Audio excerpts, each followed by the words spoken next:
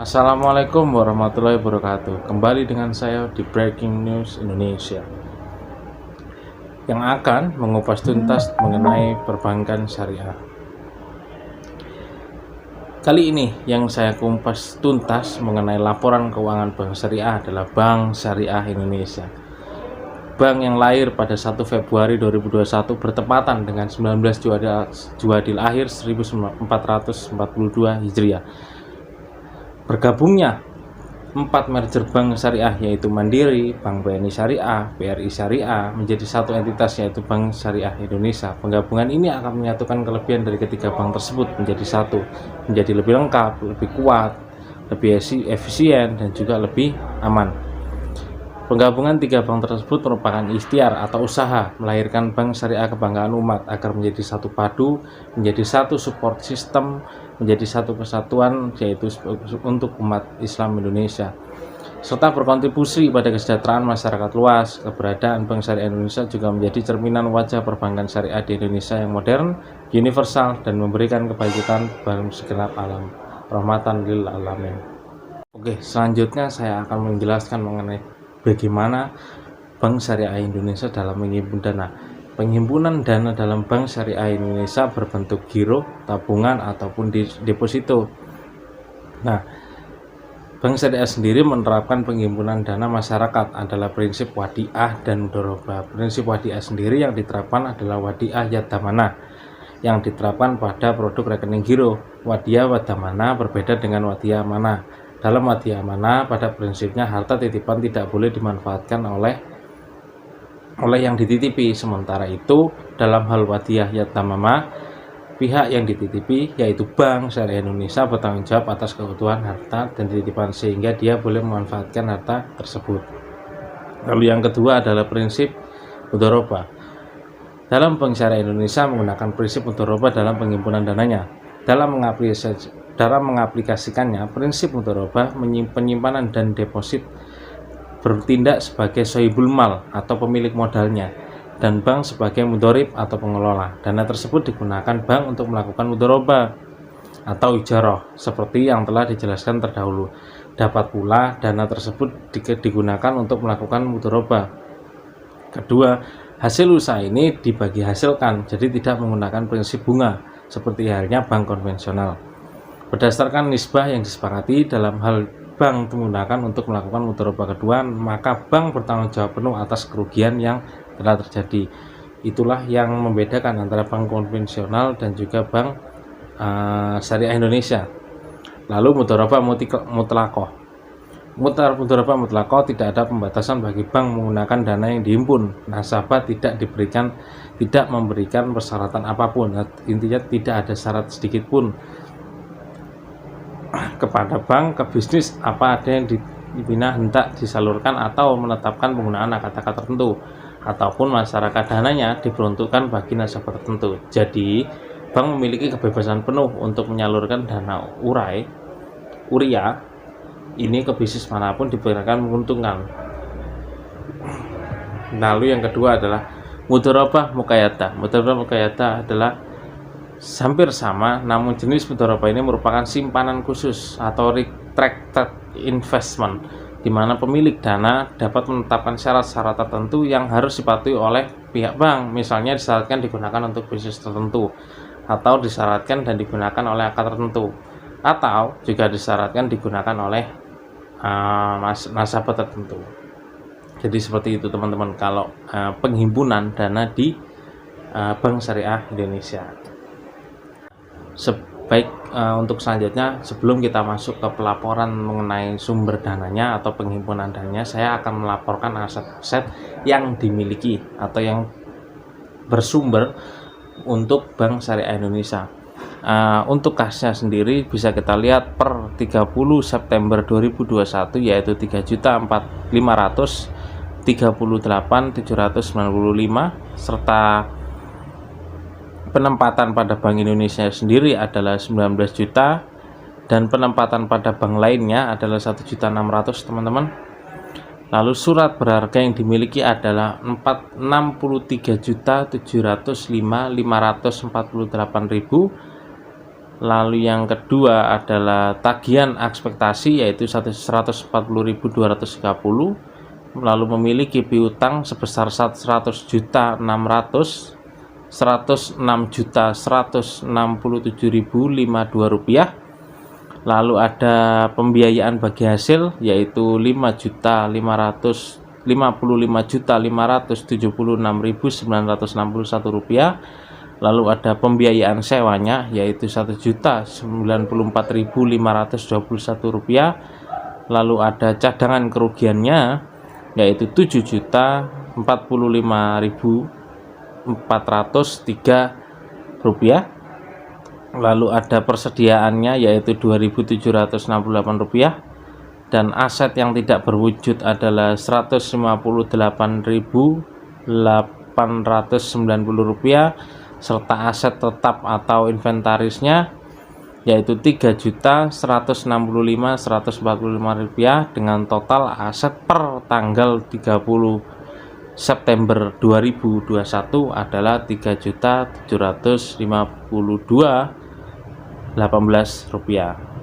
Lalu yang terbaru adalah pada tahun lalu adanya peningkatan yang di tahun lalu adalah senilai total 3.282 rupiah, meningkat 500.000 rupiah dari tahun sebelumnya.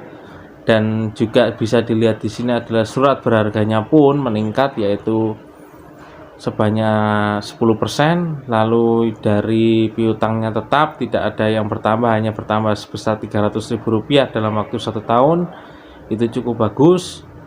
Lalu yang selanjutnya adalah cadangan asetnya sendiri meningkat yang tahun lalu sebanyak 6.141.554 rupiah menjadi 7.045.403 rupiah. Lalu untuk aset tetapnya sendiri tidak terlalu berubah, namun ada peningkatan sebesar 130.000 rupiah, yaitu yang tahun lalu berjumlah 3.030.508 rupiah, dan untuk tahun sekarang adalah 3.165.000 rupiah 145 rupiah. Nah, bisa kita lihat teman-teman, untuk asetnya Bank Syariah Indonesia sendiri meningkat, jadi tidak stagnan ataupun malah berkurang, melainkan mengalami pertumbuhan begitu teman-teman. Baik, selanjutnya kita akan masuk mengenai pelaporan sumber penyaluran dana zakat di Bank Syariah Indonesia. Penerimaan dana zakat sendiri berasal dari internal bank dan juga eksternal bank teman-teman. Saya akan mulai membacakan mengenai pelaporan yang terbaru yaitu tahun per 30 September 2021.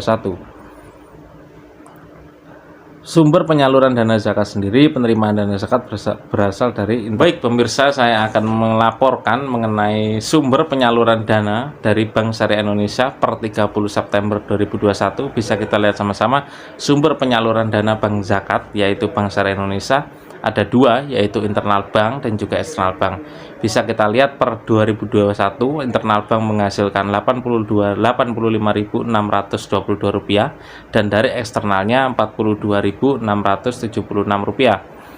Sedangkan total penerimaannya adalah 128.298 rupiah, yaitu mengalami peningkatan sebanyak 28.000 rupiah yang tahun sebelumnya adalah 104.000 rupiah. Yang kedua adalah penyaluran zakat kepada entitas pengelola zakat teman-teman. Di sini ada dua, yaitu lembaga amil zakat dan yang kedua adalah badan amil zakat. Lembaga amil zakat menghasilkan 24.597 rupiah, sedangkan badan amil zakat menghasilkan 89.558 rupiah. Total penyalurannya adalah 114.115 rupiah. Itu mengalami kenaikan sebesar 14.000 rupiah yang sebelumnya di tahun sebelumnya adalah 104.837 rupiah. Lalu yang kedua adalah sumber penyaluran dana wakofnya. Sumber penyaluran dana wakofnya terbagi atas dua, yaitu penerimaan dana wakaf berasal dari internal bank dan juga eksternal bank. Bisa kita lihat internal bank tidak menunjukkan nominalnya. Lalu yang eksternal bank bernilai Rp2.116 dan total penerimaannya adalah Rp216 yang di sini bisa kita lihat terjadi penurunan sebesar Rp1.000 yang sebelumnya adalah Rp3.101. Penyaluran dana wakaf kepada entitas pengelola dana wakaf. Badan Wakaf Indonesia per 30 September 2021 adalah Rp394. Lalu Lasnas Bangun Sejahtera Mitra Umat adalah Rp1.254. Lalu ada Dompet Duafa Republika Yayasan sebesar Rp217. Lalu Yayasan Mandiri Insani sebesar Rp159. Lalu yang tidak tercatat adalah 92 badan. Lalu bisa kita lihat total penyalurannya sendiri sebesar 2.116 badan. Ya, untuk tahun ini kita mengalami penurunan yang sebelumnya kita dapat melakukan penyaluran di 3.101 lembaga, lalu yang tahun sekarang kita hanya bisa menyalurkan sebesar 2.116 lembaga. Namun itu cukup bagus dikarenakan kita terus istiqomah atau terus melakukan penyaluran terkait dana-dana kita, sehingga apa yang bisa kita capai juga bisa bermanfaat untuk kebanyakan umat. Seperti itu teman-teman. Selanjutnya saya akan melaporkan mengenai sumber kebajikan Bank Syariah Indonesia pada awal tahun. Sumber dana kebajikan Bank Syariah Indonesia bisa kita lihat ada dua, yaitu pendapatan non halal dan yang kedua adalah infak sodako. Pendapatan non halal bisa dicapai dalam angka 1.571, sedangkan infak dan sodako adalah 1.017 yang memiliki total 1.688. Penggunaannya sendiri disalurkan melalui Yayasan Hasanah BNI Syariah yaitu 1.182 dan mengalami kenaikan atau penurunan sumber dana kebajikan 506 dan berakhir pada akhir periode 506. Baik, kesimpulannya dari sejumlah laporan yang saya paparkan sebelumnya bisa kita lihat Bank Syariah Indonesia mengalami kenaikan walaupun tidak signifikan, namun setiap harinya atau setiap tahunnya setiap laporannya mengalami kenaikan. Itu merupakan laporan yang cukup bagus atau pencapaian yang cukup bagus, mengingat Bank Syariah Indonesia itu berdiri dengan sangat mudah sekali, hanya berumur kurang dari 2 tahun namun sudah mengalami kenaikan yang sangat signifikan.